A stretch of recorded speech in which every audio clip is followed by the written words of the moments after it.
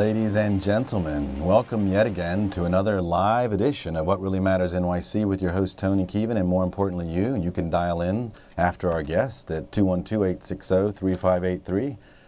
And in the meantime, I wanted to talk about a subject. We've also got our commentator Lorraine on the phone. Commentator Lorraine, you there? Yes, excellent. I'm here. Perfect. Thanks for joining us as well. So I want to introduce everybody to our guest. Her name is Faiza Patel. Faiza, are you there? I'm here, Tony. Perfect. And the topic tonight, ladies and gentlemen, is should we have an NYPD Inspector General?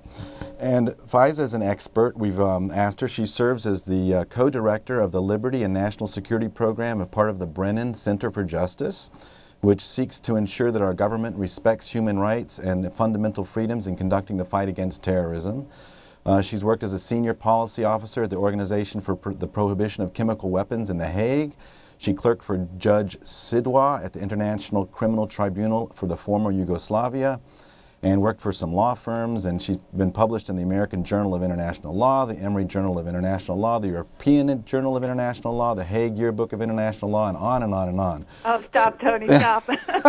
Well, it's very nice for you to come and join us because this topic has come up, the NYPD Inspector General, and the Speaker Quinn has brought it up, and a lot of people think she's brought it up for politics, for political reasons, as a way to kind of distance herself from Mayor Bloomberg, who she helped get the third term, as we all recall. So I wanted to just take a quick moment and just review some trends, because I usually don't, jump to conclusions unless there's some trends, ladies and gentlemen. But if we think about the police, our police force here in New York City, we can go back to 2004 Republican National Convention, where it was recently decided that the arrests in New York City lacked probable cause, says a judge, saying the Constitution does not recognize guilt by association. A federal judge ruled recently that hundreds of protesters were arrested without probable cause during the 2004 Republican Convention. Another story that sort of brings up this subject is when the mass hysteria convicted the 5 teenagers aged 14 to 16 in what former Mayor Koch described as the crime of the century, and this was about the Central Park jogger rape. And the convictions were overturned in 2002 after a serial rapist and murderer who had staged a similar attack in the park just 48 hours before the one on the jogger stepped forward to admit his crime. But again, that was based on some coerced confessions, etc. And of course, most recently, we've all heard about David Ranta. He was convicted more than 20 years ago for a murder he didn't commit. He got out like a couple days ago, and then he had a heart attack, the poor guy.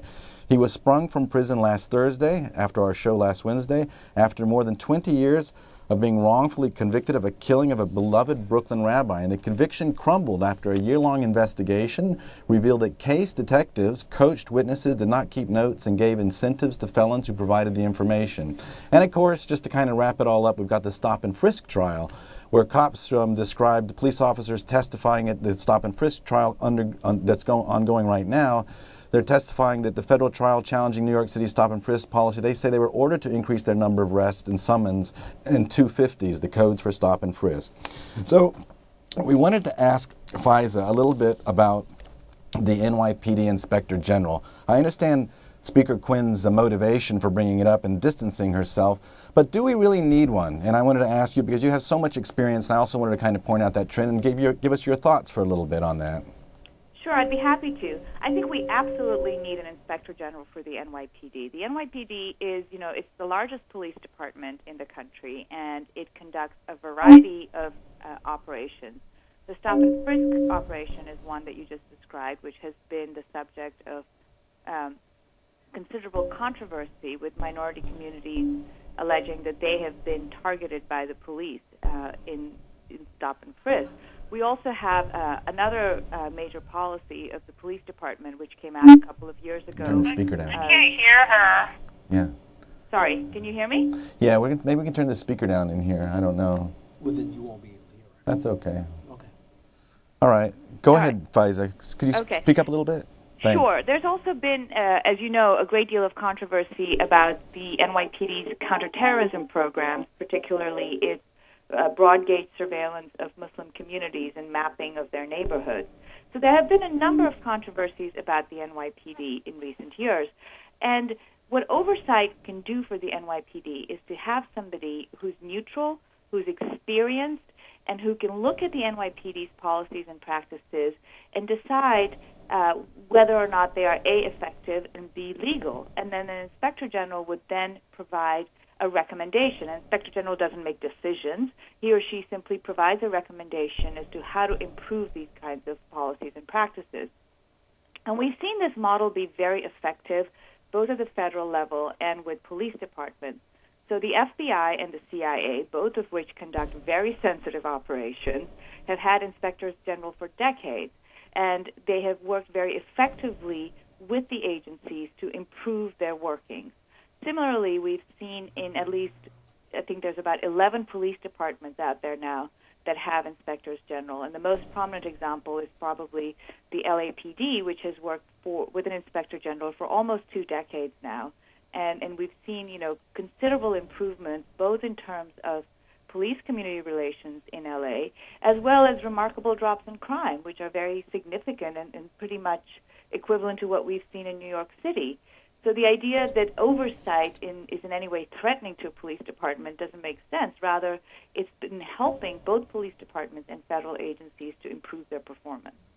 I see. And can you talk a little bit about the future? Because, I've had some interactions with the police, specifically, and I've filed a couple complaints, but what really happens, even with the Civilian Complaint Board, it really comes back to basically the officer's boss calling me up and asking what happened. It's almost like it sort of stays within itself. And I can see how, as terrorism gets more complicated and as drones become part of everybody's, workforce arsenal, can you talk a little bit about that and the implications for the future and what that means in terms of high technology and increased terrorism risks? I mean, that's a great point, because one of the things that the NYPD has done over the last decade is that it has developed its own standalone counterterrorism operation. And what that means is that the NYPD conducts surveillance, and it even tries to build terrorism cases independent of the federal government. Now, when the federal government conducts those kinds of operations, they are subject to very strict oversight by the FBI Inspector General. In fact, one of the things we've seen, speaking of trends, is that since 9/11, because of terrorism concerns, federal law enforcement agencies have been given greater authority in the same way that the NYPD has been given greater authority. But every time there's been a grant of authority, there's also been an increasing ratcheting up of oversight, because Congress has recognized that, counterterrorism operations, while vitally important to our national security, also entail particular risks. And so it's really important that if you're going to give police and the FBI greater powers, that you match that with greater oversight. On the question of drones, you're right. I mean, that's something that, perhaps we may be looking forward to, although it's not at all clear at this point what the rules will be surrounding the use of surveillance drones in cities like New York. But certainly by, 2016 or so, we're going to start to see those becoming operational. And it's very important for us to have not only rules regulating these technologies, but also somebody who's watching to make sure that the rules are being followed.